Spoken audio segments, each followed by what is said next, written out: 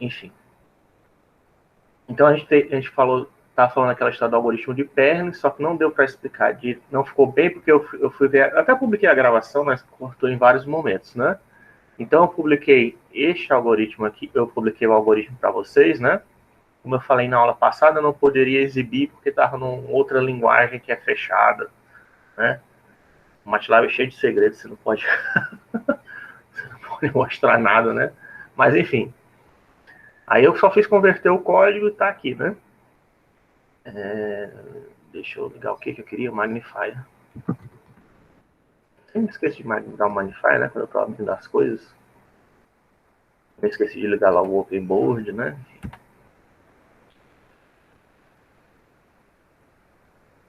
Vamos lá. Pronto. Certo? Eu criei esse algoritmo aqui. Fiz uma implementação do algoritmo Perlin, que primeiro ele cria uma matriz 11 por 11, tá?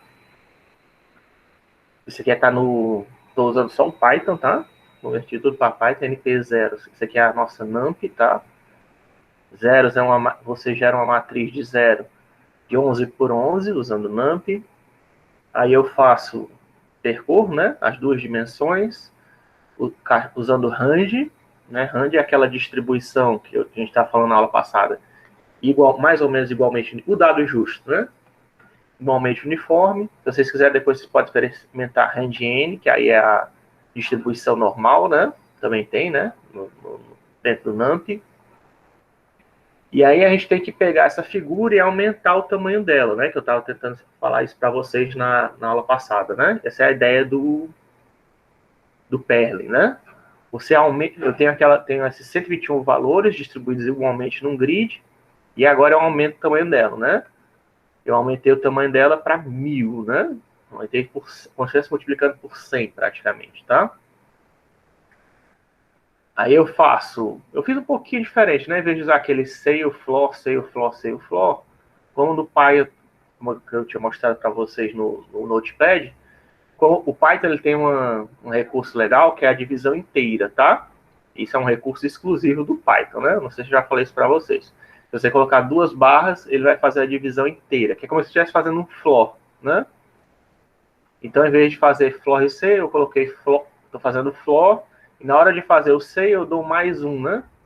Que é a mesma, acaba fazendo a mesma coisa que o Sail, né? E uma coisa que eu não falei na aula passada é como é que pega o alfa e o beta, né? O alfa e o beta é só a divisão normal menos a divisão inteira, né? Ou seria a divisão normal menos o floor, né? Não sei se isso faz sentido para você. Se você tem 3,5, né? Menos 3, né? Que seria o floor, dá o 0,5, né? Que é justamente o nosso alfa e o beta, que a gente quer usar para fazer interpolação bilinear, né? Você faz isso em x e y, né? A coordenada é 3,5 e 4,35, né? Então eu tiro 4 e 3 fora, que são as partes inteiras, né? Fico só com a parte decimal e eu ainda faço essa inversão aqui, certo? De 1 menos essa parte decimal, né? Porque, não sei se isso é claro para vocês também, mas se eu tenho um número, eu quero interpolar entre 3 e 4, né? E eu tenho um número, por exemplo, 3,2, esse 0,2, embora esse 0,2 quer dizer que, na verdade, eu estou próximo do 3, né? Para eu fazer isso em termos de interpolação, eu tenho que inverter, né? Porque interpolação não é como se fosse uma média. Então, esse 3,2 virou 0, esse 0,2, na verdade, é para virar 0,8, porque aí 0,8 mais o 3 com o 0,2 do 4 vai gerar um ponto que está a 0,2 próximo na distância 0,2 do 3 e 0,8 do 4, é inverso, certo? Isso é uma coisa que eu demorei um tempo. É meio contra-intuitivo, tá? Embora o número, certo? O número seja 3,2, quer dizer que eu estou a 0,2 do 3 e 0,2 do 4, 0,8 do 4, quando você vai fazer a interpolação, você inverte esses valores, tá? Quer dizer que para você usar o alfa e o beta, vai virar 0,8 do 3 e 0,2 do 4. um jeito de você pensar isso é que quando a gente faz média, o que a gente faz? Eu pego metade do 3 de um ponto e metade do outro ponto, né? Eu não faço isso numa linha, né? E eu pego exatamente o ponto do meio. Quando eu estou mais próximo de algum desses pontos, quer dizer que eu tenho um peso maior em cima dele, né? Tá? Então, se eu coloco 0,8 do 3, quer dizer que eu estou mais próximo do 3 do que eu estou do 4, né? 0,9 do ponto 1, quer dizer que eu estou mais próximo do ponto 1 do que do ponto 4, independente da direção, certo? É por isso que você precisa inverter. Você fazendo esses cálculos, não sei se dá para... Deixa eu, talvez, você faz aqui, ó. Tem uma linha, né? Só para exemplificar, né? P1, P2, né? Eu tenho esse ponto aqui, né? Isso aqui é 0,1, né? Vou colocar.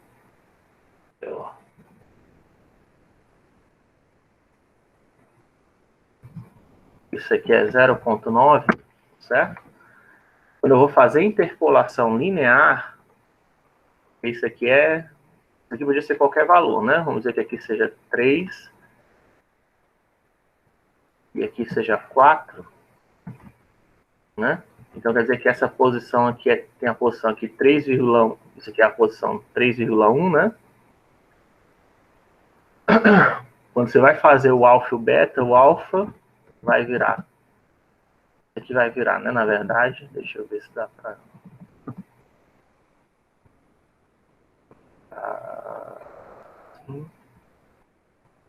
Não vai ficar direitinho alinhado, talvez. Assim.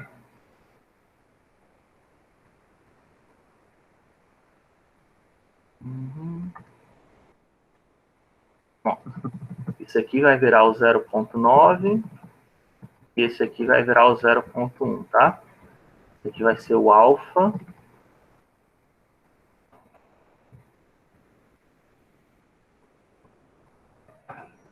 Vou colocar só A, tá? Para alfa. Esse aqui vai ser o beta.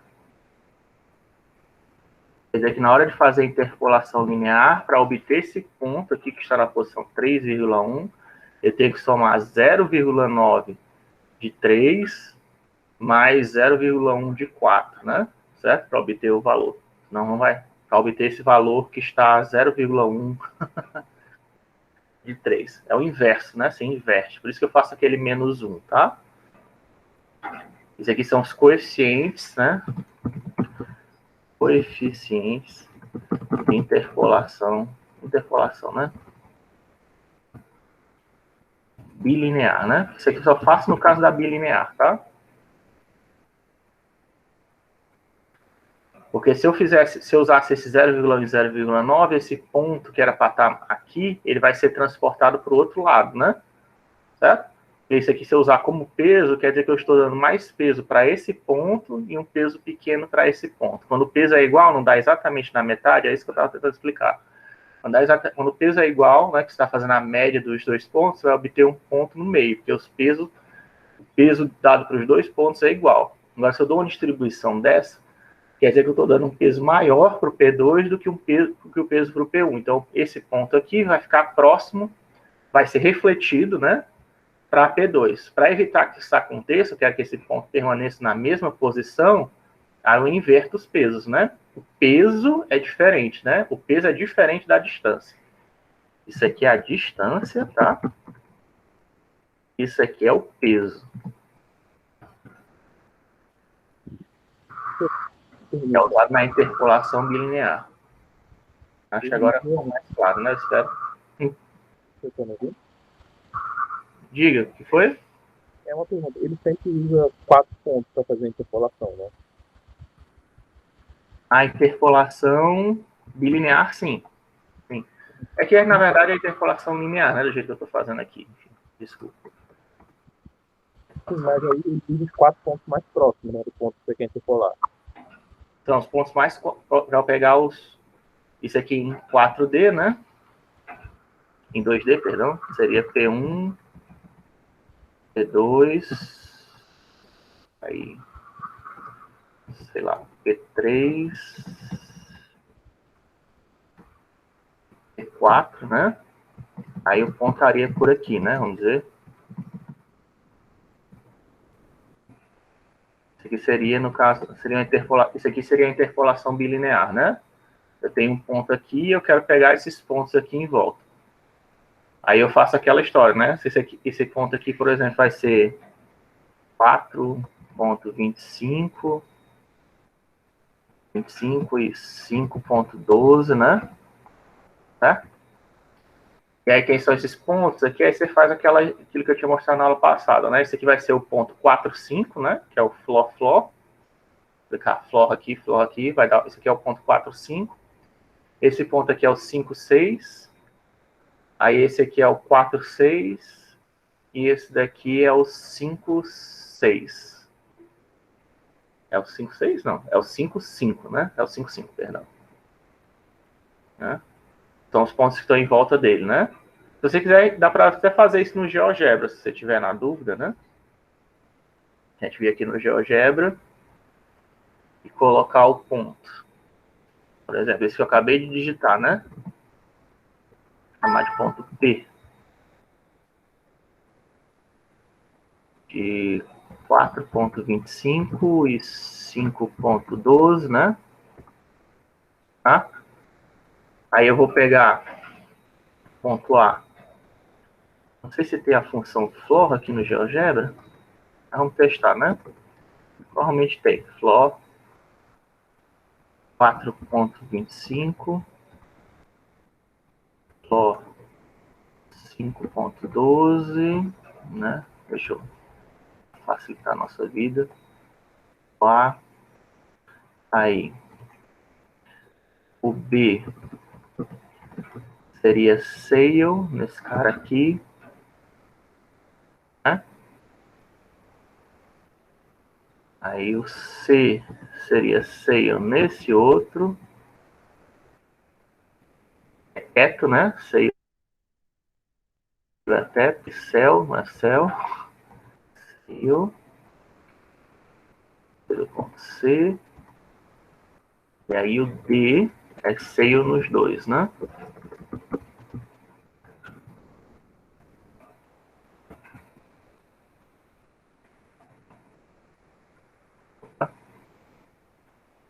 Eu escrevi errado, né? Coloquei céu de novo em algum lugar. Aqui eu fiquei D igual a A, né? Que foi que aconteceu ali. Certo? Aqui dá pra ver, né? Ó. Deixa eu até mudar a cor desses caras aqui. Então mudar a cor dele, né? Aqui que é mais fácil.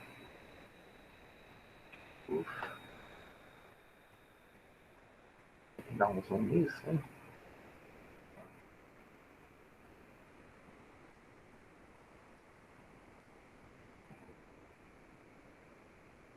Essa tecla de atalho eu me esqueço. Ah, Ctrl mais funciona. Então,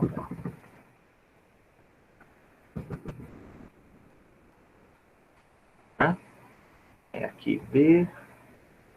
Check Properties. Está travando. Mas dá pra ver, né? Eu fiz aqui, ó. Deixa eu travar agora. Dá pra ver que tá. São os 4 pontos que estão em volta do ponto P, né? Ó. Certo? Eu só fiz aqui, são exatamente isso que eu estava falando. Ó. 4, 5, 5, 5, 4, 6 e 5, 6, né? Ixi, que a GeoGebra quase tem um ataque aqui, né? Por. Cadê? Por. Color. Vermelho. Tá? Esse aqui é o ponto interpolado, né? O P. E aqui são os 4 pontos em volta dele no nosso grid, né? Tá? Agora só falta fazer interpolação bilinear, né? Aqui são os fatores, o alfa e o beta.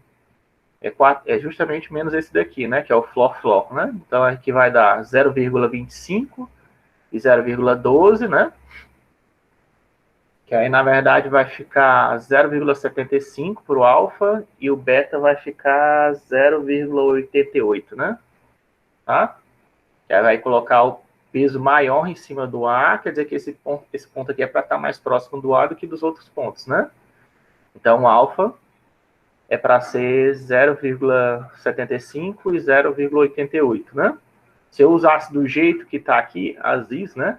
0,25 e 0,12, né? Isso aqui ia vir para cá, porque está dando dando peso menor nele, está dando peso maior em D, ou então nos outros vértices, né? Ia vir mais, ia aparecer no ponto. Dependendo de como você estiver fazendo a interpolação, vai aparecer próximo de um desses outros vértices, né? E não próximo de A, que é o que eu estou querendo, né? Para ser fiel. Certo? É isso que eu estava falando para vocês na aula passada, né? De fazer o floor, né? Aí aqui é o sail, é o floor, floor, e aqui é sail, teto, né? Teto, chão, teto, chão, né? É teto, chão, isso mesmo. Teto, chão, teto, chão. Que aí você consegue, pega os pontos e volta. Ou você faz como eu estou fazendo ali no Python, né? A divisão inteira, né? Que a divisão inteira é a mesma coisa que fazer o floor, e aí para fazer o sail eu faço a divisão inteira mais 1, né? Divisão inteira mais 1, né? Vai obter a mesma coisa, né? Tá? É isso, assim que você pega. E isso também funciona para 3D, tá? 3D, 4D, 5D, sempre dá certo. Aí eu faço isso, né? É isso que eu estou fazendo aqui, nesse P1, P2, P3, P4. Aqui eu calculo o alfa e o beta, que eu estava falando. E aqui é aquela mesma fórmula que tem lá no slide, tá? A mesma, se forem olhar lá, é exatamente a mesma fórmula que tem no slide, tá? Só fiz aplicar do jeito que tá, né? Sem mudar nada. Aí aqui é aquilo que eu estava tentando explicar para vocês. Se você tentar imprimir isso em cinza, né? O seu computador tem... Existem infinitos números entre 0 e 1, né? Só que no o seu computador, nossos monitores, eles só usam 8 bits para cada canal de cor, né? Então, nesse caso, para o cinza, né? Que é uma mistura de todas as cores, como a gente já viu lá em cor, ele vai acabar... Acaba que você tem uma cor de 24 bits, 32 bits, seja como for, mas todo mundo tem que ser igual, né? Para você produzir o cinza, né? E aí, nesse caso, você acaba tendo só 256 cores de cinza. Só existe 256 cores de tonalidade de cinza no seu monitor, no meu monitor, tá? Tanto é que em monitores médicos, chamados de COM, eles usam 10 bits, ó. Só coloca 2 bits a mais. Que aí já tem 1024 tonalidades de cinza, que é o que os médicos usam quando eles vão fazer aquela análise de raio-x. Se você for ver o seu médico, quando você for tirar raio-x de novo, você olha, não, o médico nem sempre... um médico tem, mas o cara que faz o raio-x também tem. Olha o monitor dele. Você vai ver que ele tem mais... Se ele deixar você olhar, né? Eu posso ver seu monitor? Você vai ver que o monitor dele é diferente do seu e do meu monitor, porque ele permite exibir 1024 tonalidades de cinza, né? Se for o Dicom, né? E é mais caro, tá? Esse tipo de monitor, por causa disso. Só por causa que tem 2 bits a mais, que dá 1024 tonalidades de cinza em vez dessas 256. Aí, enfim, se eu deixar desse jeito, ó, sem fazer nada, só estou multiplicando por 255, que é o máximo, você vai ter 256 tonalidades de cor, estou falando na linha. Se você der um round, né, aí o que vai acontecer? Os valores que estão entre 0 e 0,49999 vão ser arredondados para 0. E os valores que estão de 0,5 até 0,99999, que é próximo de 1, porque nunca chega a 1, se não me engano, o sorteio lá que a gente usou, o RAND, vai ser arredondado para 1, certo? Então vou fazer uma quantização só para duas cores, para preto e branco. Vai todo mundo virar para 0 e 1, né? Aí eu vou ter quando eu der exibir, né, essa imagem quantizada só de duas cores, eu vou ter, né, essa figura daqui. Isso aqui é por interpolação bilinear, né? Que é o ruído de Perlin, né? Deixa eu até executar. Opa! Eu não carreguei a biblioteca.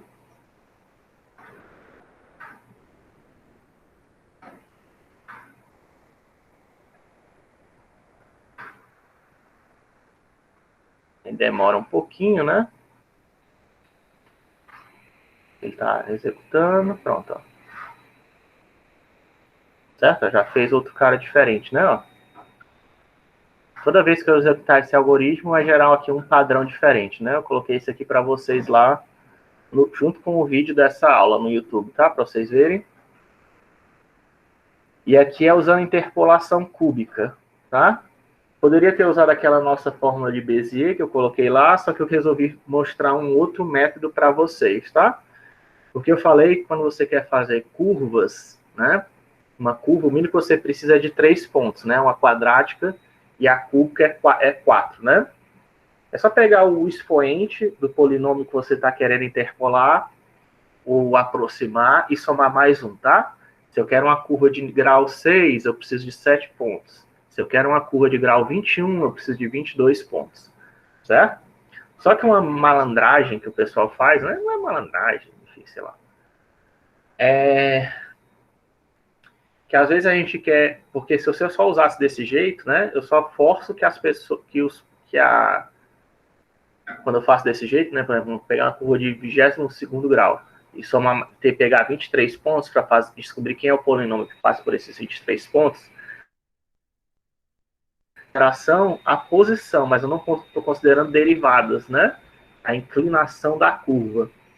E aí, desse jeito, eu não tenho como controlar que as curvas sejam contínuas, né? Até dá, mas enfim. A princípio, não tem como controlar. Então, uma coisa que as pessoas fazem é usar as derivadas, certo? Em vez de eu usar, por exemplo, se eu quero calcular a cúbica, né? Nesse caso aqui que eu estou fazendo. Se eu quero calcular a cúbica, em vez de eu usar 4 pontos, eu posso pegar a derivada da cúbica e aí usar 2 pontos na função, da função mesmo, e nesses 2 pontos, ou então em outros pontos quaisquer, calcular o valor deles das derivadas, certo? Eu posso usar 2 pontos nas derivadas e 2 pontos nas funções, tá? Você pode fazer isso. Também tá correto, não está errado. Se fosse uma quadrática, né, que eu falei para vocês que é 3 pontos, né? Com 3 pontos eu consigo colocar uma curva quadrática que passa por eles.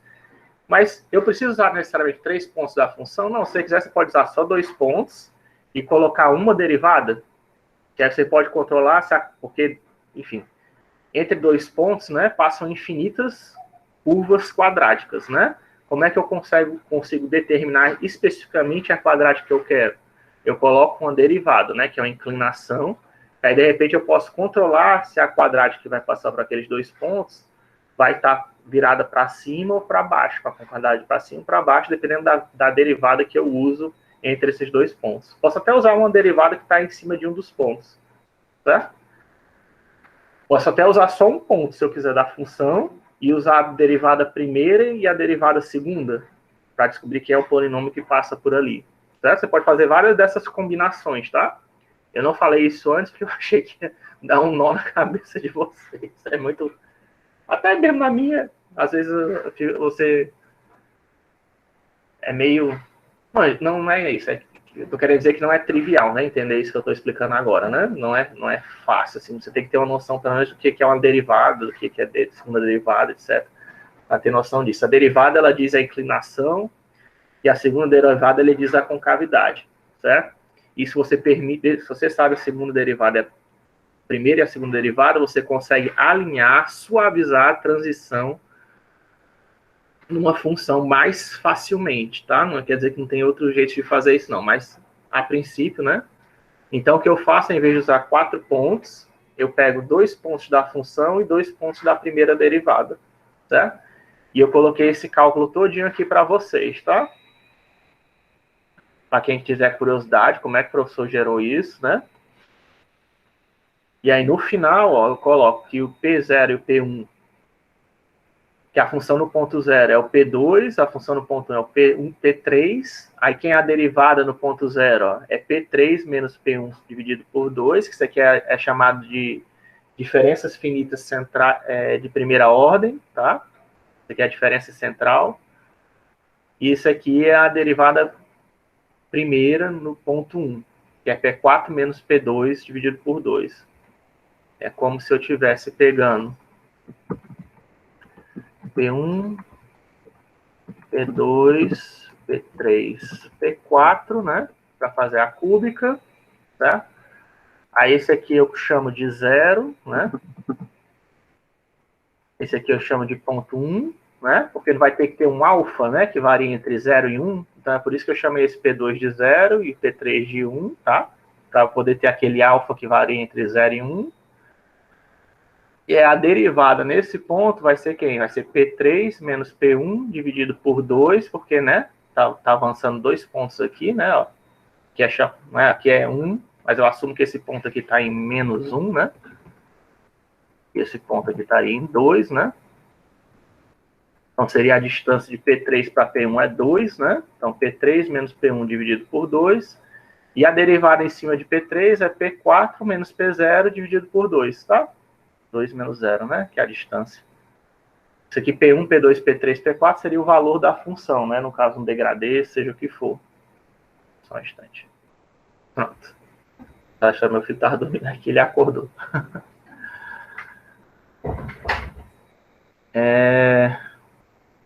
Sim.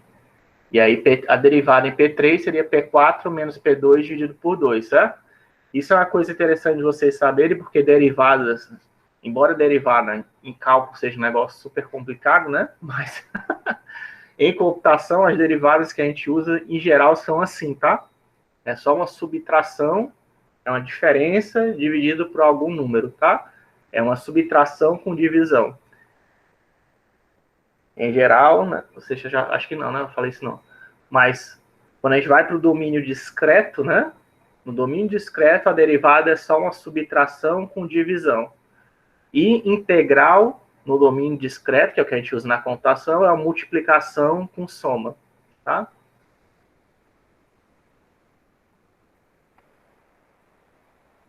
Então, aqui tinha outras maneiras de calcular a derivada, certo? Não precisava, na outra maneira, você podia calcular a derivada aqui também, P3 menos P2, seria um exemplo de derivada também. P2 menos P1 também é um exemplo de derivada, dividido por 1, né? Tá? Aí como é que calcula a segunda derivada? É misturando duas derivadas primeiras, né? Fazer a diferença de duas derivadas primeiras. Derivada terceira, a diferença de duas derivadas segundas, e assim sucessivamente, tá? São aproximações que a gente faz em computação. A discretização da derivada. E é o que eu fiz. Oi? Aí eu fiz essa discretização da derivada, né? Aqui tá um exemplo, ó. Diga aí, qual a sua pergunta? É porque ele pega os valores que são menores que 0,5 e joga para 0, os maiores para 1. Né? Quando ele sorteia os valores, interpola, o que for menor que 0,5 vai para 0, e o que for maior vai para 1, né? Para formar o preto e branco. Isso, exatamente.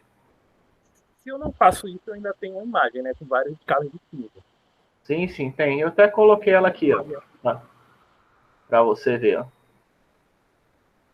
Essa aqui é a imagem, aquela primeira imagem, né, que eu mostrei para vocês, ó.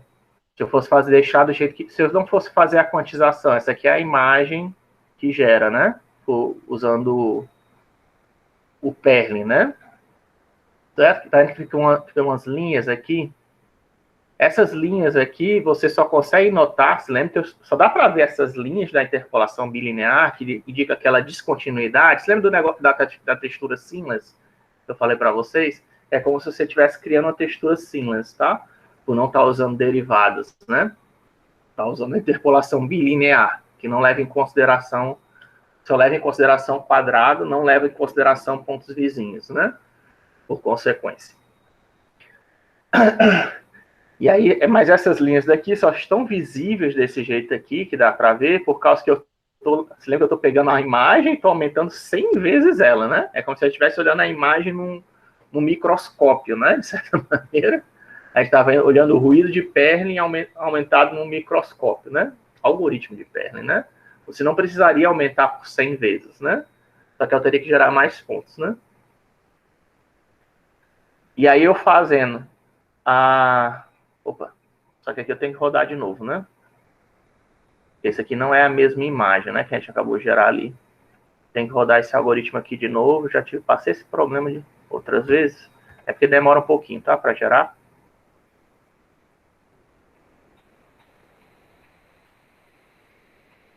Mas aí a questão da interpolação cúbica e da bilinear, e é isso que eu estava tentando mostrar para vocês, você usa pontos ó, fora do intervalo, né? Porque na bilinear, se eu estou interessado nesse quadradinho aqui, eu só uso pontos dentro desse quadradinho, né? Para poder fazer a interpolação bilinear. Mas quando eu estou na interpolação cúbica, ou pêntica, ou sei lá, qualquer grau aí que você queira usar, você vai pegar pontos fora do quadrado, né?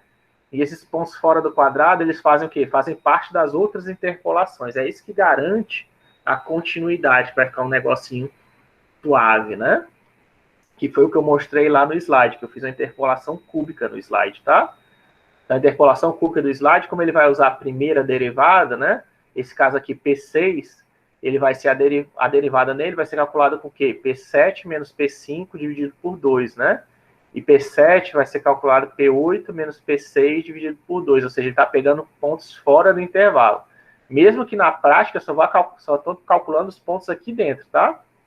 Porque quando eu pegar o outro quadradinho aqui do lado, ele vai fazer o quê? A derivada em P8 vai ser P9, vai ser P17 menos 7, vai ter o P que está aqui, vou chamar de Q, Q menos P7 dividido por 2, tá entendendo?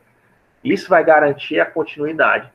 E aí, como é bidimensional, eu não pego só nesse sentido, né? Eu também vou pegar no sentido vertical, tá? E tem um polinômio que vai ser aproximado aqui, e uma vez que eu aproximei esses 4 polinômios aqui, tanto faz como você vai fazer, certo? Mas, no meu caso, eu acho que eu peguei primeiro os 4 polinômios aqui da horizontal, interpola eles com alfa, e aí com beta você interpola os caras intermediários aqui. As linhas, né, intermediárias, para preencher todo o volume. É assim que você faz bicúbica, bipêntica, ou sei lá o quê. Certo? Primeiro você interpola numa direção e depois interpola na outra. Certo? Porque eu não sei quem é esses pontos aqui que estão entre P2 e P3. Eu não sei quem eles são, né? Então eu tenho que primeiro interpolar, descobrir quem é esse polinômio aqui, e depois que eu descobrir esse polinômio, eu vou ter esse ponto aqui, né? Vou descobrir quem são os pontos entre esses pontos na horizontal, né? Só que ainda vai estar preenchendo os pontos vai estar faltando ainda preencher os pontos na verticais, né? Quem está entre P3 e P7, né? Como o polinômio que eu estou usando aqui é sempre na horizontal, né? Não tem como eu descobrir quem é esse cara aqui entre P3 e P7. Então eu faço outra interpolação, né? Que aí é a interpolação bicúbica, o segundo polinômio vertical, para preencher, descobrir quem é esse cara que está aqui, né? Se eu quiser só traçar as linhas, né? Não precisa, né? Eu nem preciso, ainda assim eu teria que precisar, né, dos dois polinômios, né, para fazer as linhas horizontais, que é um polinômio, horizontal é um polinômio e vertical é outro polinômio, né? E aí para eu preencher os do meio também, né, obviamente, para eu preencher quem é esse cara que está aqui entre P3, P4, P7, P8, eu vou precisar interpolar, né, esses caras aqui, esse cara aqui, e depois fazer uma interpolação do cara que está aqui em cima, correspondente, com os 4 pontos que estão aqui no meio, né? Os 4 pontos que estão aqui no meio só podem ser obtidos em fazendo interpolação polinômio nesses 4 direções, né? E aí depois eu tenho que fazer a interpolação vertical, segunda interpolação vertical, para poder pegar o ponto que está mais ou menos aqui, né? Se eu tivesse... Pior que o meu... não ativou, né? Tá aqui. Ativou, talvez assim fique mais claro, né? Certo? Você tem uma interpolação que você faz nessa direção. Você está só mexendo o mouse, fica meio ruim, né? Certo? E tem outra interpolação que eu faço nessa direção. Certo? Por isso que a interpolação bicúbica, bipêntica, sempre vai ter que fazer isso, certo?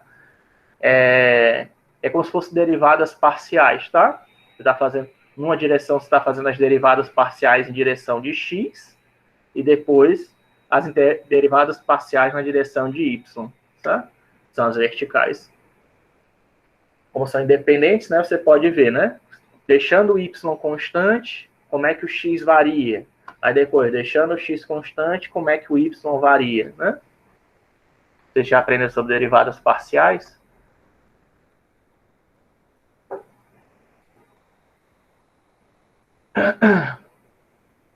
Esse tempo todo é só para deixar ele rodar o algoritmo, né? Isso aqui é um polinômio terceiro grau, tá vendo? Ó? X ao cubo, x ao quadrado, x e o coeficiente, né? Aqui seria ax ao quadrado mais ax ao cubo mais bx ao quadrado mais cx mais 2 vezes d. Eu estou dividindo aqui por meio. Se quiser saber como eu cheguei, eu deixei aqui a fórmula. Ó. Como é que eu cheguei em A, os coeficientes A, B, C, D, né? Deixei toda a explicação aqui. Se vocês quiserem, eu estava pensando talvez fazer um vídeo só sobre isso depois para vocês. Explicando mais detalhes. Aí eu publico, tá? Mas eu já estou deixando já o algoritmo para vocês, né? Que aí agora, ó, eu gero uma imagem 1000 por 1000, né? Preencho lá, só que agora eu tenho que achar os 16 pontos, né?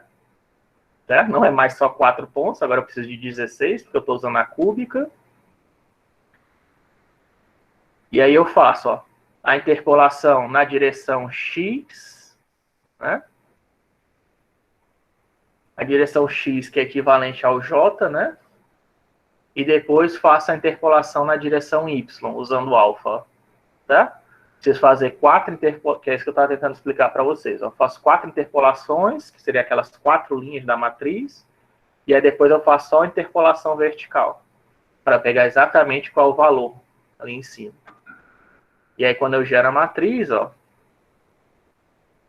eu gero aquela mesma figura de antes, só que agora um pouquinho mais suave, né? Ó, não tem mais aqueles pontos. Se a gente for comparar as figuras,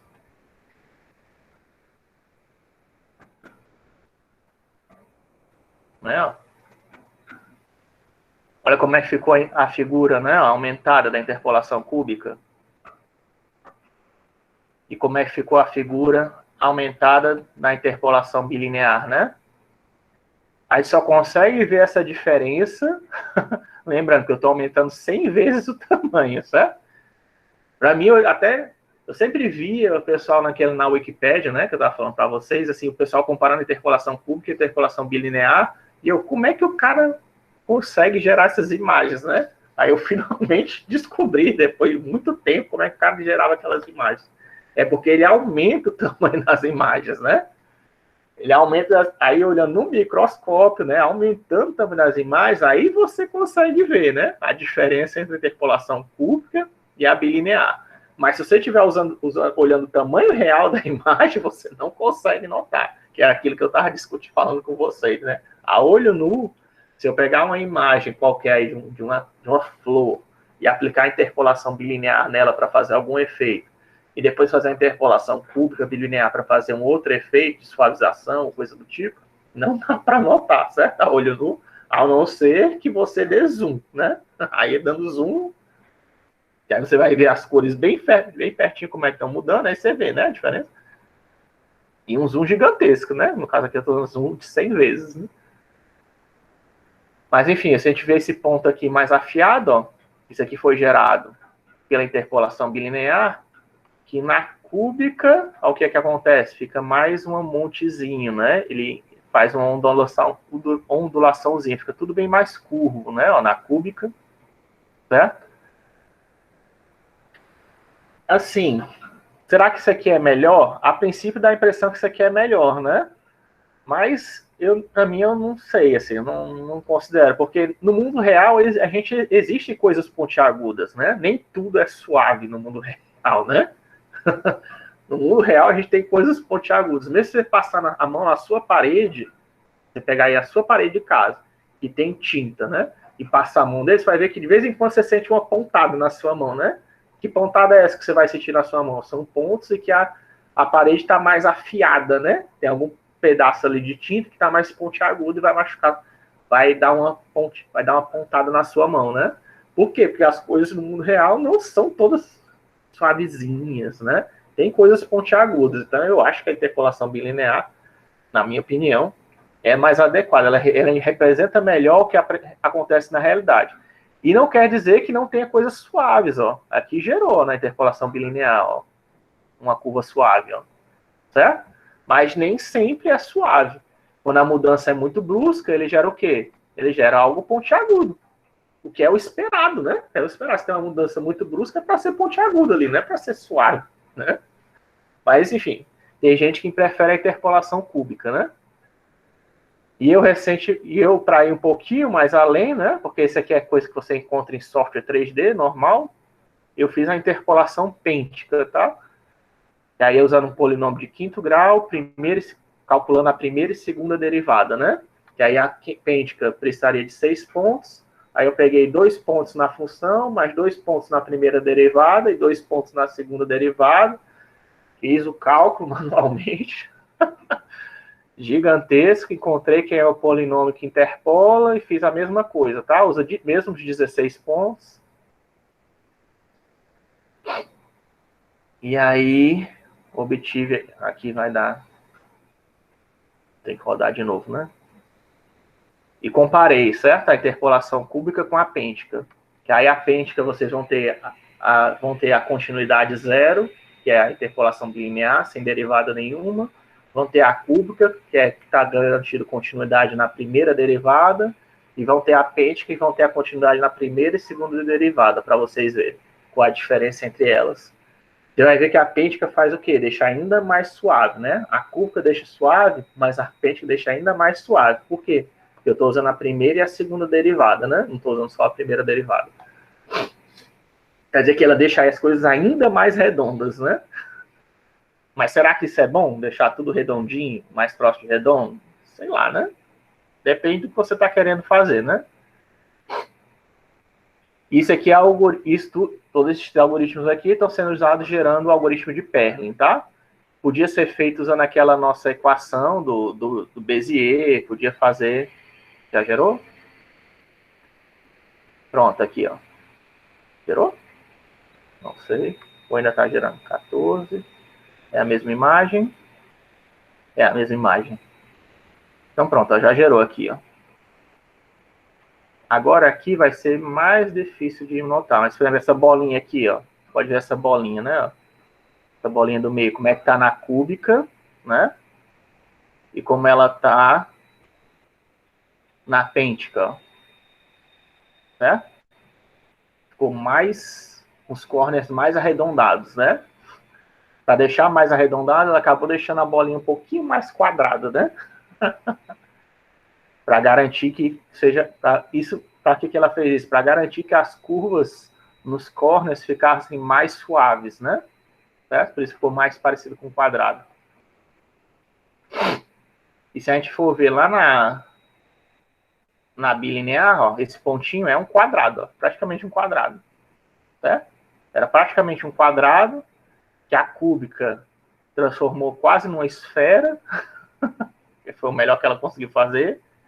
E aí a pêntica fez um negócio, eu acho que seria mais adequado, já que é um quadrado, né? Fazer um quadradinho com as bordinhas redondas, né? Eu vou passar esse código aqui para vocês verem as diferenças. Toda vez que você gerar... Isso aqui dá para fazer também em 3D, tá? 1D, 2D, 3D. Isso aqui é 2D, né? Você pode fazer... O algoritmo de Perlin também é famoso que você pode fazer a mesma coisa para 3D, né? Vou lá aqui.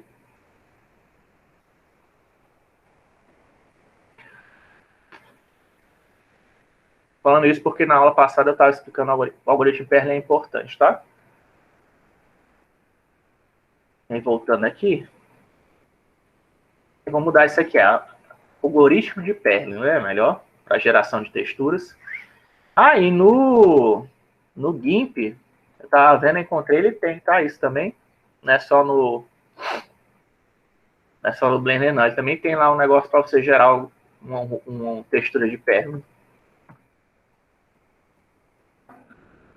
Essa imagem aqui, eu dei uma olhada. O que ele está fazendo aqui, isso aqui é tudo a mesma imagem, só que ele está usando o algoritmo de Perlin em diferentes tamanhos, né? Isso aqui é o mesmo algoritmo de Perlin, sei lá, 50 por 50, que é 100 por 100, né? E depois ele aplica blur, que ele está aplicando aqui da esquerda para a direita, de A até D, ele está aplicando blur suavização, né? Que é aquele efeito lá do filtro, né? Que você aplica de imagem. E aqui nos dois, aqui de baixo eu estava pensando em fazer a quantização, ele está fazendo a combinação das duas imagens. Que vai dar uma espécie de quantização, né? Mas tudo bem. É praticamente uma quantização. Porque quando combinar as duas imagens, vai acabar que alguns valores vão estourar, né?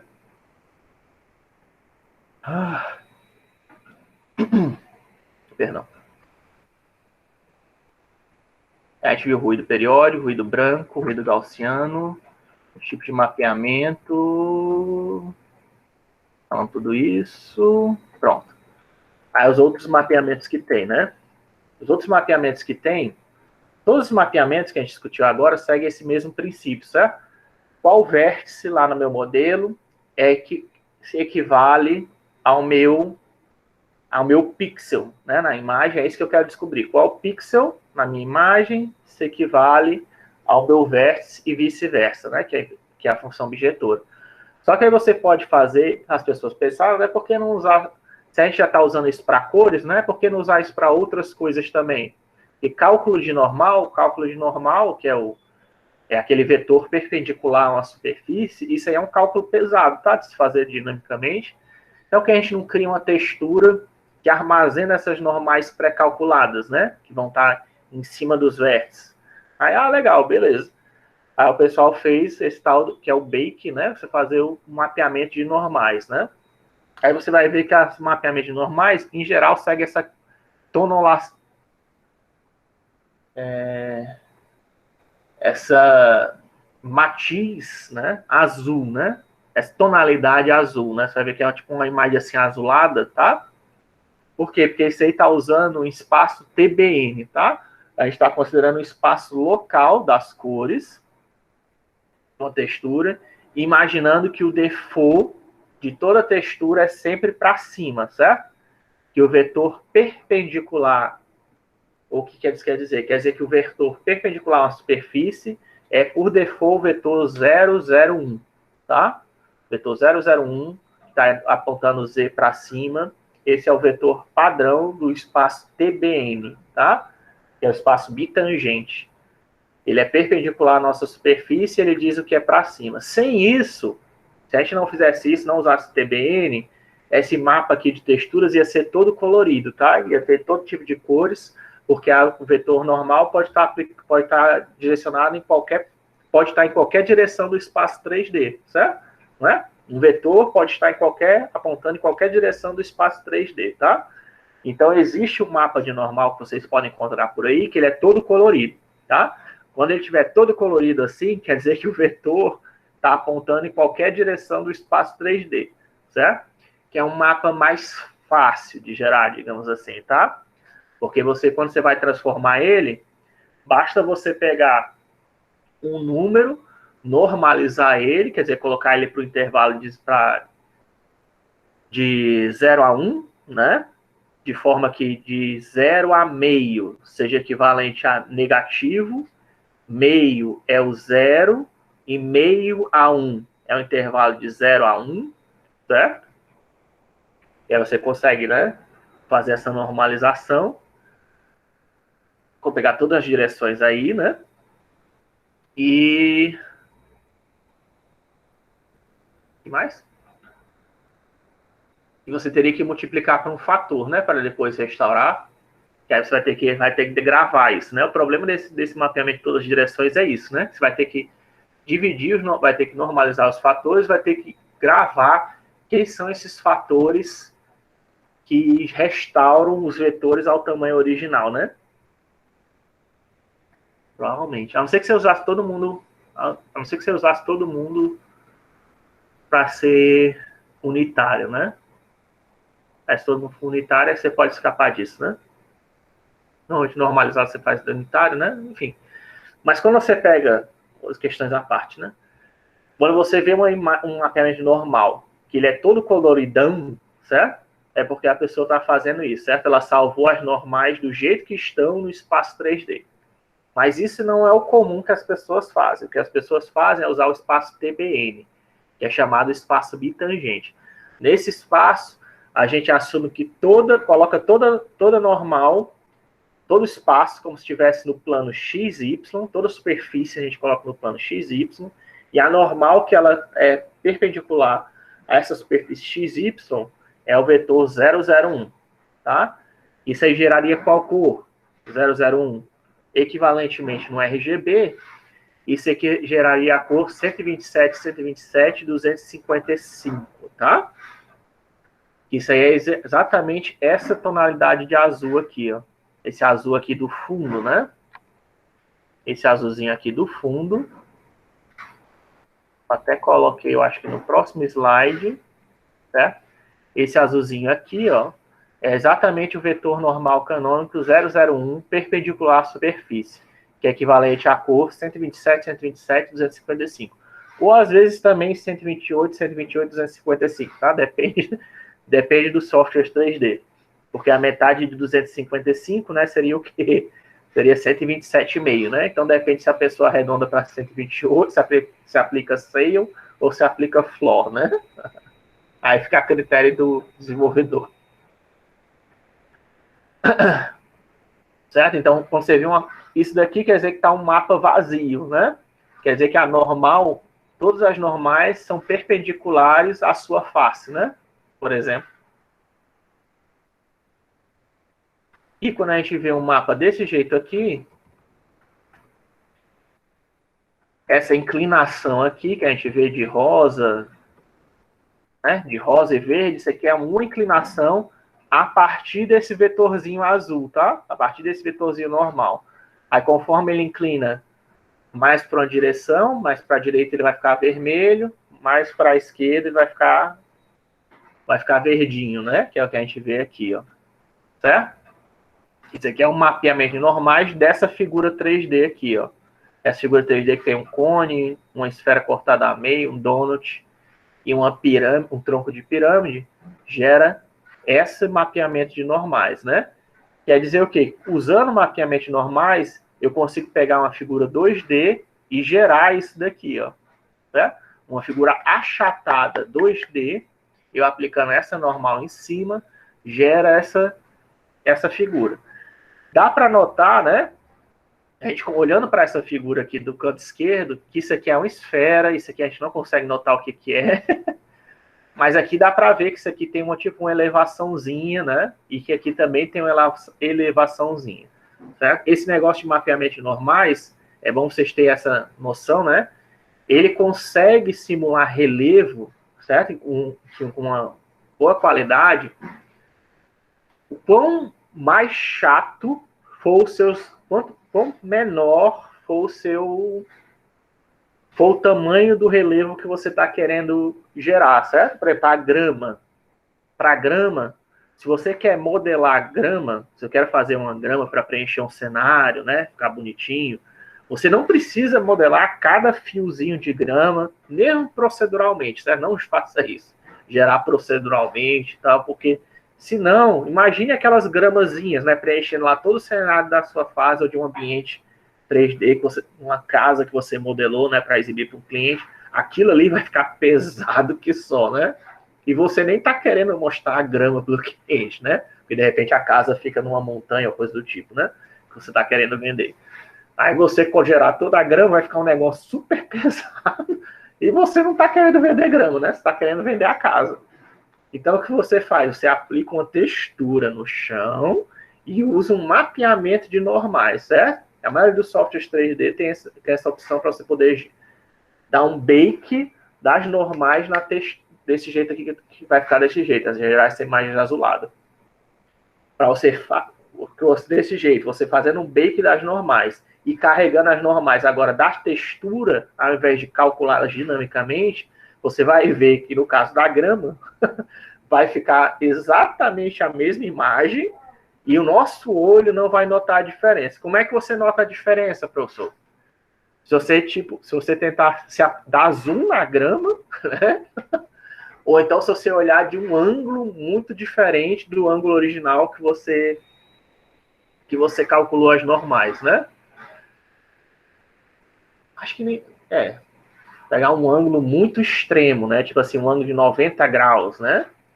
Mas os ângulos assim de observação, né? Entre 0 e 180, né? Que você está olhando, não vai dar diferença nenhuma. Só um ângulo muito extremo Ou então, se você der zoom, é que você vai notar, isso aqui tá esquisito, né? Certo? Nesse caso aqui, a gente consegue notar que o cone tá esquisito, né? Ele foi achatado, né? Certo? As normais, talvez ele não tenha pego normais suficientes, também tá um objeto muito grande, né? Mas dá para ver que, por exemplo,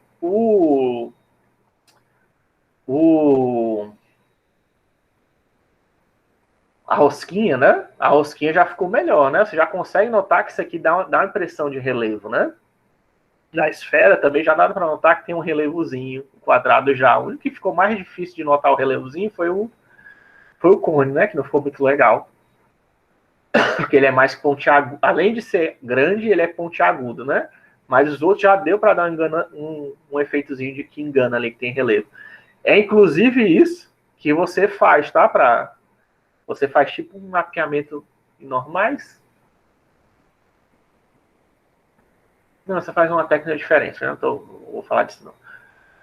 Mas enfim, um mapeamento normais você consegue simular isso. Aí no caso, aqui, por exemplo, eu peguei lá daquele nosso do site CG Ambient, né? Eu peguei um mapa de texturas e aqui tá os normais, ó, da grama, né? Isso aqui é uma textura de grama, 2K, e aqui são as normais geradas da grama, né?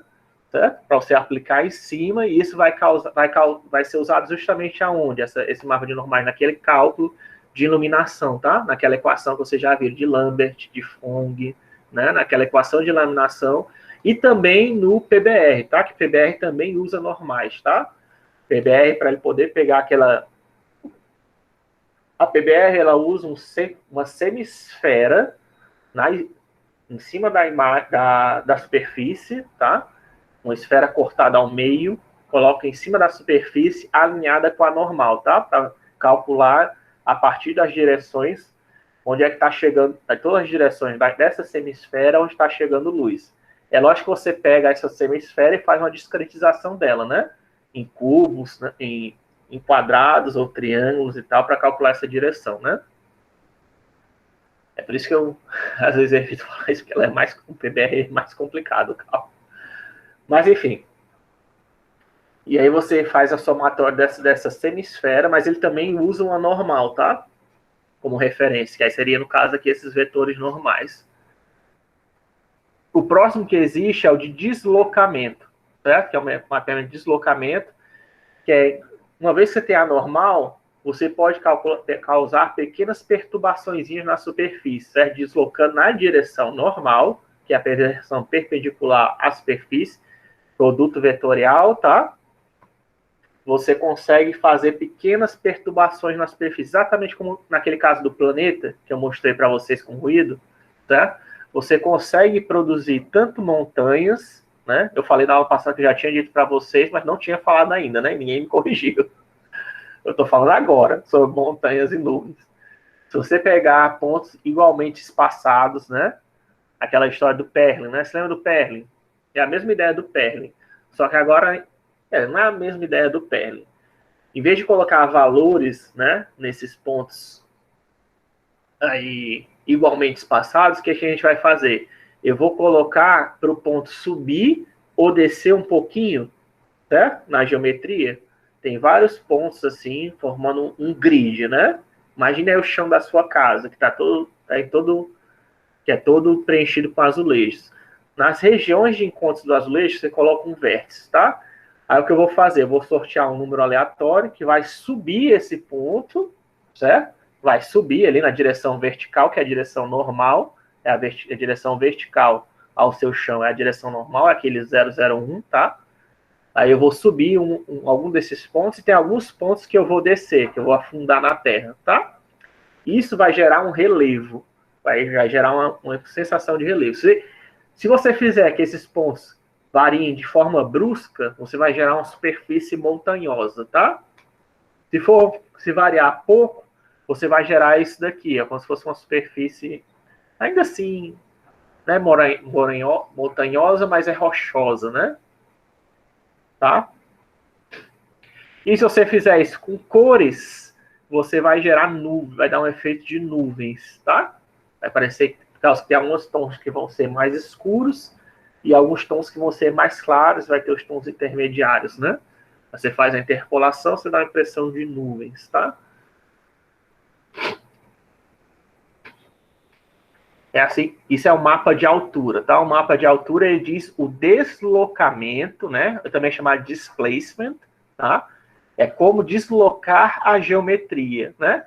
Só que essa geometria tem que ser deslocada em alguma direção. Que direção é essa? Normal, tá? Tem que ser a direção normal. Por isso que o mapa de normais precisa, né? E para que as pessoas usam esse mapa de displacement? É justamente para criar a impressão que tem um relevo, dá uma impressão melhor de relevo, tá? E eu não gosto muito de usar ele não, tá? Porque você fazendo isso, você vai acabar gerando um processamento a mais, tá? Você está gerando um processamento a mais para o seu computador. Ao contrário das normais, que você não está gerando processamento nenhum a mais, tá? No caso de displacement, você tá? Porque, tudo bem, mesmo que você desloque só uma vez, né? Depende, né? Depende. A não ser se você use só uma vez e não mexa mais, né? Aí tudo bem, não tá gerando modificação nenhuma. Mas se você quer gerar uma animação baseada no displacement, já vai ter que ficar usando direto ele, né? Então, assim, não sei, depende, né? Depende de como você usar ele. Eu, particularmente, eu não gosto de usar ele, não. Eu prefiro usar só o das normais. O das normais já dá conta, sabe? Se você quer simular o efeito de parede, né? Aqueles tijolos na parede. Bom, uma aplicação, além da grama, né? Para fazer tijolo de parede, certo? Tijolo de parede para parecer que o tijolo está entrando na parede. Como é que você faz? Mapa de normais, tá? Já resolve isso para você. Você não precisa fazer deslocamento, né? Que aqui no caso, se fosse fazer deslocamento para o tijolo, eu ia ter que puxar o tijolo um pouquinho para fora da parede, né? Só que aí, né, acaba que você... pronto, o problema do displacement é justamente isso, que aí você provavelmente vai precisar de mais vértices também, tá? Por isso que eu não gosto dele também, não é só questão de animação, não. É porque dependendo do que da onde você está querendo aplicar a textura, só os vértices que já existem, às vezes não é o suficiente. Você tem que gerar mais vértices, senão não tem como criar o deslocamento de forma realista. Tem que inserir mais geometria no modelo para poder fazer o deslocamento. Mas tem gente que faz, né? Enfim. Tem até aqui, né? No caso aqui da grama, se você quiser, isso aqui é um mapa de deslocamento, displacement, que vem com ela, tá? Aí esse deslocamento varia de 0 a 1, que aí diz quanto é que você soma na normal, tá? Outro que é mais comum de usar, e aí é mais frequente, é justamente aquela questão, o quão reflexível é o material. Você lembra que eu falei para vocês que tem uma taxa que diz, esse material aqui, ele reflete de quanto de luz e ele absorve quanta luz, né? Certo? Isso aí tem, né? Todo material tem isso. Quanto ela absorve de luz e quanto ela reflete de luz. Só que isso não é uniforme, tá? Em todo material. Não é tipo, o ouro sempre reflete 70% da luz e absorve 30% da luz. Não. Certo? Não é assim. Depende da posição, né? Porque não tem aquela história, né? Depende se naquela região tem mais ouro, se tem menos ouro. Aquele ouro ali, ele é puro, ele não é, né? O ouro que a gente vê no anel, né? Por exemplo, você sabe, né? Que ele é misturado. Às vezes só é banhado a ouro, né? Ou então o ouro é misturado com outro. Na verdade, o ouro em si, ele é bem maleável, né? Não sei se já viram aqueles desenhos animados que o cara pega uma moeda de ouro para ver se é ouro mesmo, ele morde. Né? Porque ele é mole, né? Então esse ouro que a gente vê aí usado hoje em dia, ele é misturado com algum tipo de metal para deixar ele mais rígido, tá? Enfim, como o ouro é misturado com outros metais, ele acaba tendo propriedades diferentes dependendo da superfície do modelo, né? Como é que eu controlo isso? Usando uma textura, né? Um mapeamento. E aí eu posso controlar que determinadas partes do ouro tem uma... Mesmo que seja 0,70, né? Vamos dizer que seja 0,70 a quantidade de raios refletidos dele. Eu posso pegar, aplicar aquele ruído normal, né? Que nem a gente já mostrei para vocês, para ter uma variação ali, né? Para ficar ativo. De repente tem pontos que é 0,5, tem pontos que é 0,8, né? Tem pontos que é 0,6.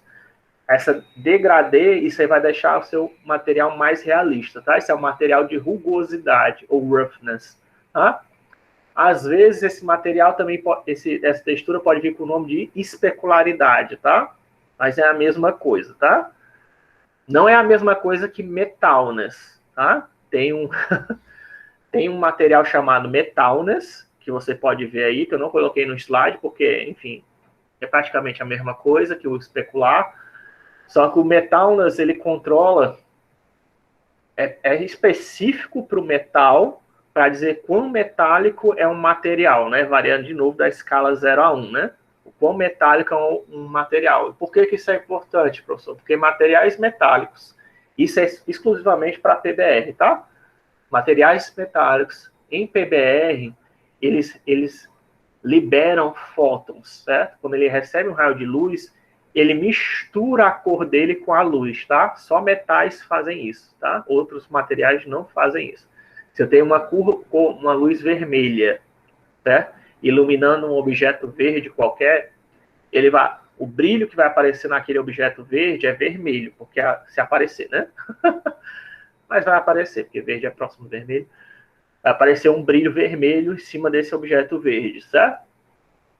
Mas se você colocar essa mesma luz vermelha em cima do ouro, o que vai aparecer brilhante no ouro não vai ser, assumindo um objeto verde brilhante, tá? Um objeto verde brilhante, uma luz, para causar aquele efeito da luz que está vindo diretamente para o nosso olho, né? Do Fong. Se você colocar uma luz vermelha, um objeto verde brilhante, você vai ver um pontinho vermelho em cima dele. Se você pegar um objeto metálico, como ouro, né? Tacar uma luz vermelha em cima, você não vai ver um pontinho vermelho. Esse pontinho vermelho vai ser misturado com o amarelo do ouro, tá? E vai dar um amarelo avermelhado, né? Vai ser o ponto reflexor refletido. Isso só acontece com metais, tá? É um conhecimento específico, assim, você não precisa saber, não sei se você precisa saber disso. É mais uma curiosidade, tá? E você mexendo nos softwares, você vai notar isso, né? Só materiais metálicos é que tem essa característica, eles emitem fótons, quando eles recebem energia, tá? A luz é feita de fótons, tá? E esses, além de carregar energia, ela também tem fótons. E quando descarrega, acerta um material metálico, ele emite fótons, tá? Ele se torna meio que ele é parcialmente emissor, tá? Não é completamente emissor, mas ele é parcialmente emissor. É como se ele estivesse emitindo luz, né? Em resposta a ser iluminado.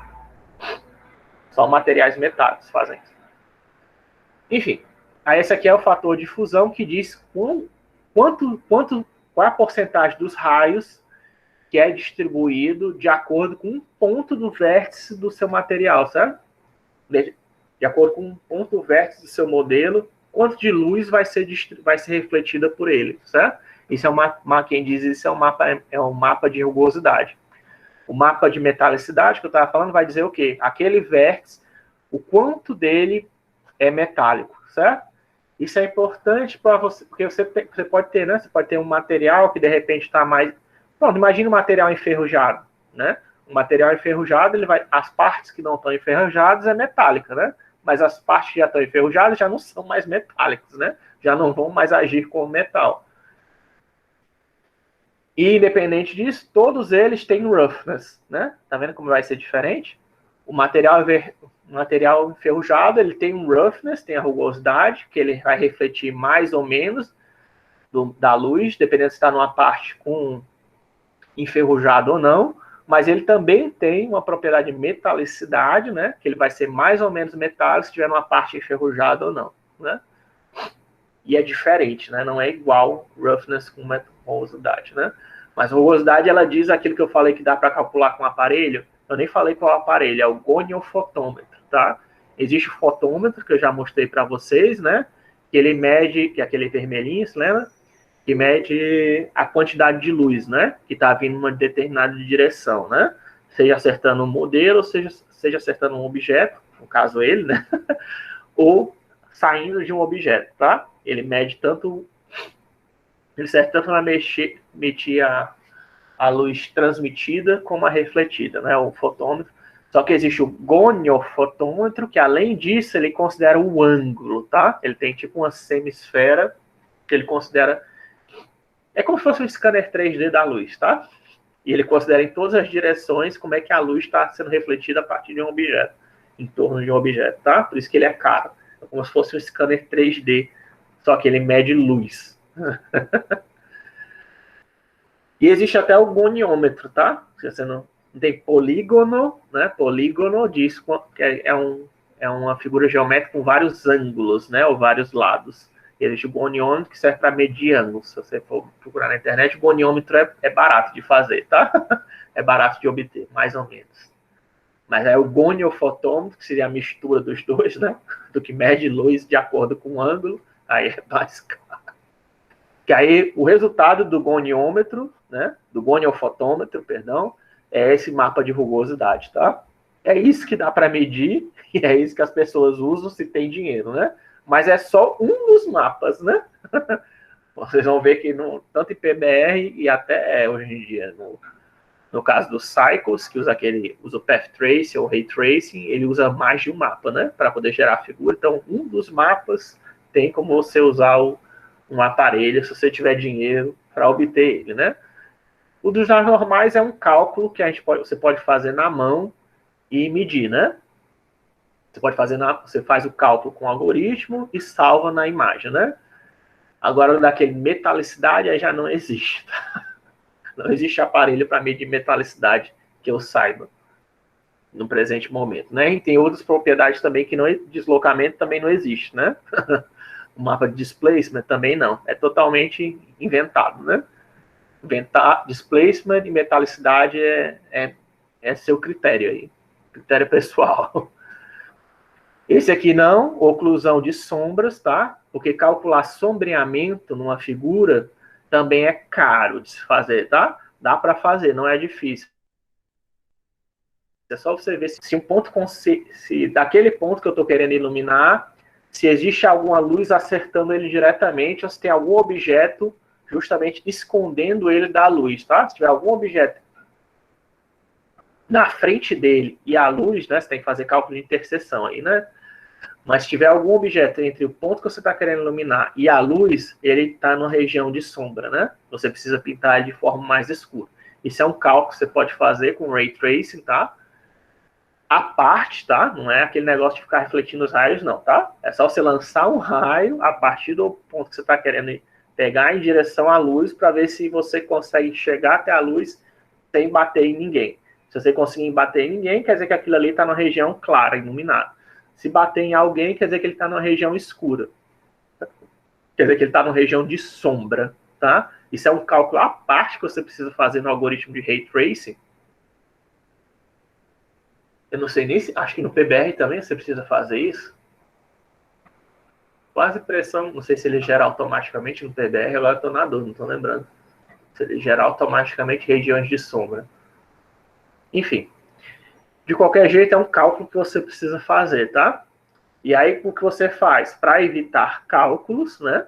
Você calcula, você faz uma vez isso, salva numa textura, quais são as regiões de sombra, e aí você usa, tá? Você pode encontrar tanto em escala cinza isso, como só preto e branco. Preto e branco já é o suficiente, né?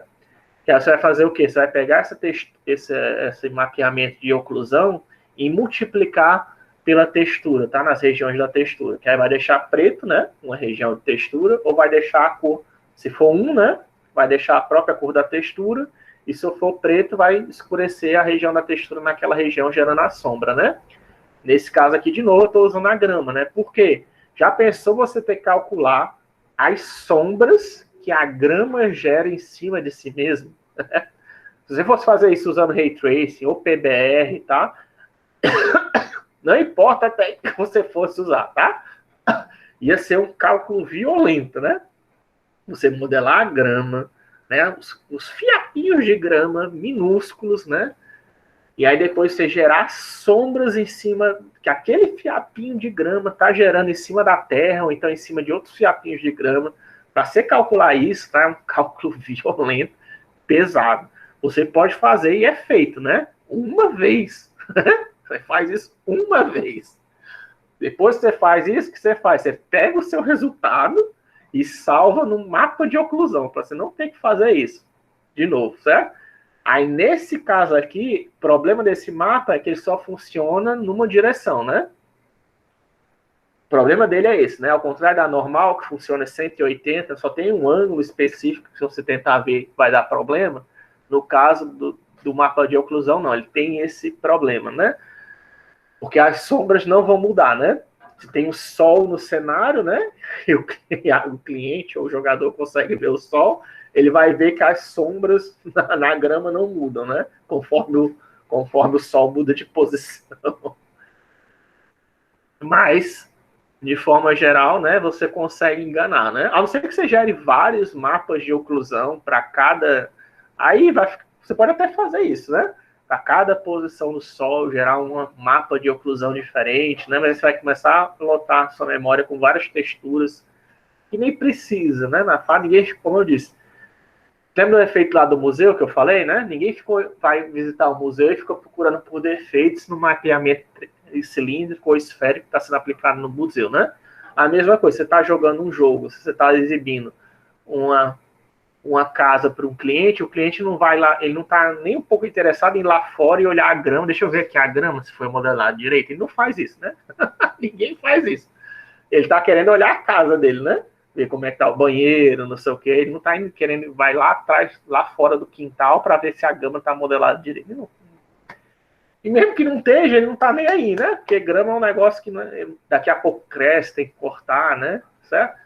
Mas você, meio independente que ele não esteja nem aí, você não quer pintar tipo o chão de roxo, né? Você quer dar uma ilusão que tem grama ali, né? E para dar essa ilusão que tem grama ali, que o cara olhando o rato ele não vai perceber, você faz o quê?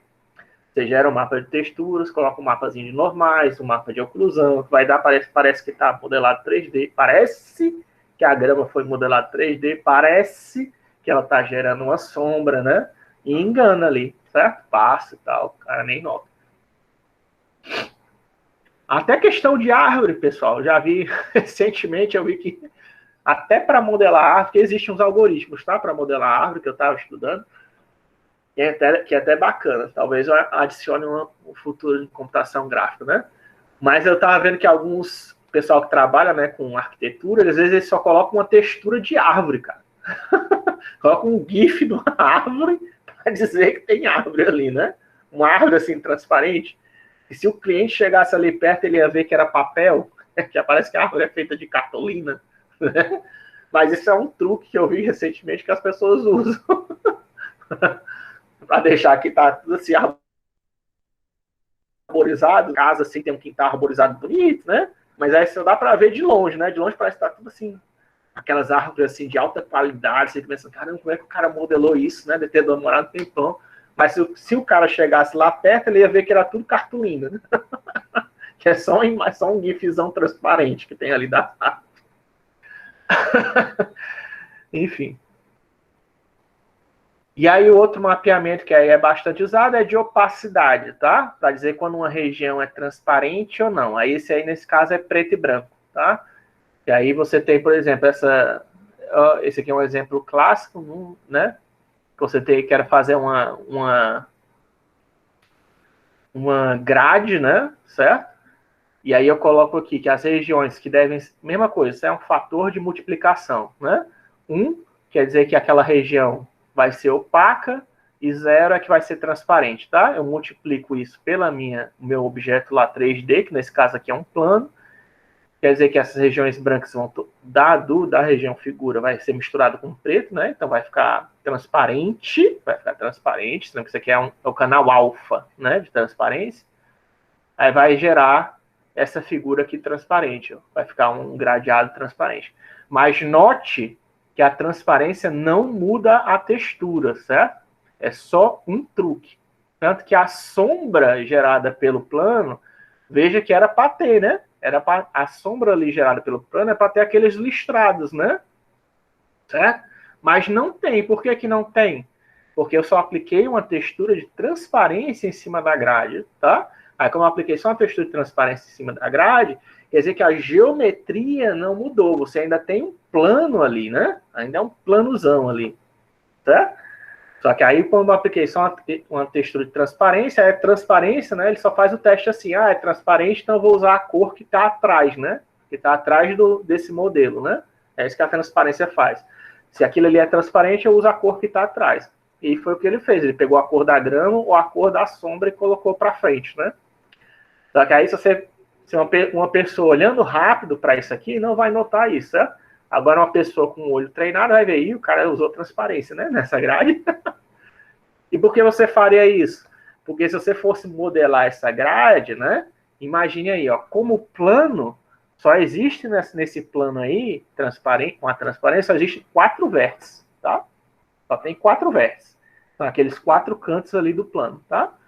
Se eu fosse modelar realmente aquela grade ali, para ter as sombrinhas dos buraquinhos, né, e tal, quantos pontos você ia usar?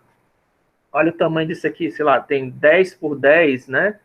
Ia usar, sei lá, um milhão de vértices, né? Certo? E você usar uma quantidade absurda de vértices. E, de repente, no seu cenário, aquilo ali não é o mais importante, né? Aquilo ali só é um cercado, que do outro lado tem zumbis, ou tem é o jardim do vizinho, né? Você não está interessado, né? É só para dar um efeito legal. Então, você faz isso. Ela tá com um planozão lá, né? Tá com textura de transparência, dá a ilusão, né? Que tá tudo bem. Agora, se ele for ver lá, se ele chegar lá perto e olhar a sombra, olha só, se o cliente olhar a sombra do cercado, ele vai ver que é um plano e não vai aparecer as cercazinhas. Mas ninguém vai ligar para isso, né? E nenhum cliente provavelmente vai olhar isso, né?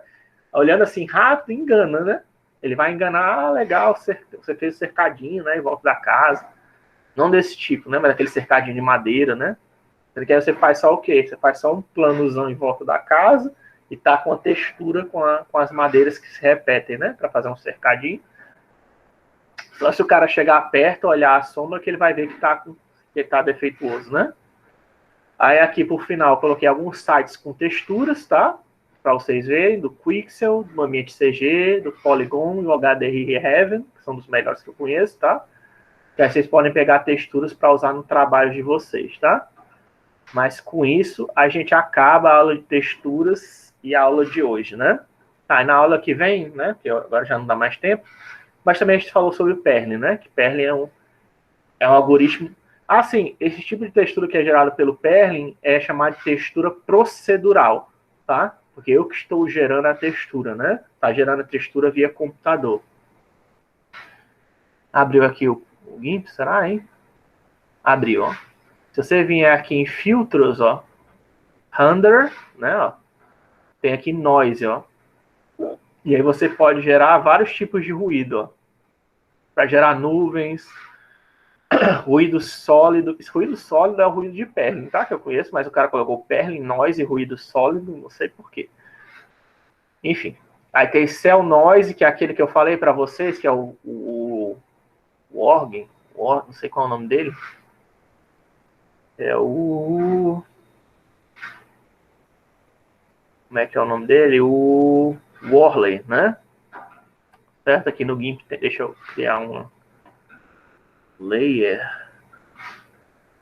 Aqui tá sem figura, né? Aqui, new. Vou criar pelo menos uma figura em branco para ele poder aplicar a textura. Aí, filters, render, né? Aqui, ó, noise, tá? Aí tem o cell noise, que é o Worley, né? Aqui tem o Perlin, Plasma, Simplex. O Simplex é uma evolução do Perlin, tá? O Plasma é aquela história que eu falei para vocês, que é o de pegar um pontinho e mover para cima, para baixo um pouquinho, para gerar ou uma textura de nuvens ou para gerar relevo. É o Plasma, tá? Que faz isso, o nome. Aí tem o Solid Noise, que eu saiba, deve ser uma variação do Perlin, que o Solid Noise quem criou foi o Perlin, tá? E Difference Clouds aqui seria você fazer a diferença de nuvens, né? Que Plasma gera nuvens, né? Então, talvez aplicar 2 vezes o algoritmo e fazer a subtração, certo? Esse caso aqui, ó, aí tem as configurações que você pode mexer, né, no Perlin, para vocês depois fuçarem, né? Sendo que aqui, se lembra que ele está usando o Perlin, aí eu não sei qual a distância, né, que ele está usando. Depende qual o tamanho do patch do Perlin que ele está usando e quanto de zoom ele está aplicando em cima, né? Para causar esse efeito. Mas, obviamente, aqui, pelo que a gente está para ver aqui, ele não está usando o Perlin aumentado 100 vezes, tá? Ele está mais próximo do tamanho original.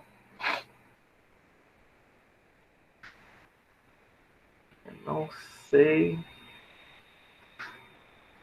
Né?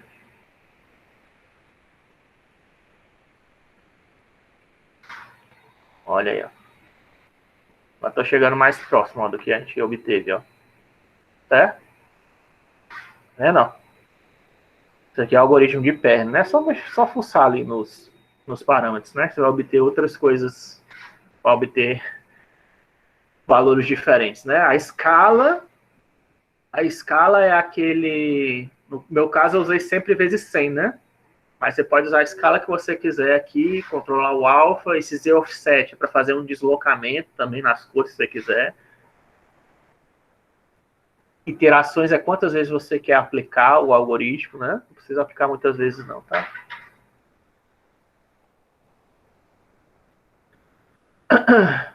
Mas enfim, você vê que o resultado é parecido com o que a gente obteve, né? Lá, que é o mesmo algoritmo, né? A única coisa que eu fiz de diferente naquele que eu mostrei para vocês é que ele não é... Eu não gerei vetores, né? Se eu gerasse vetores aleatórios, também ia ser diferente, né? O resultado. Mas nem tão diferente assim, né? Enfim.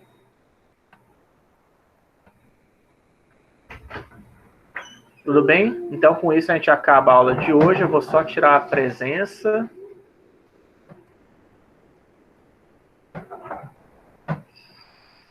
Parar aqui a gravação.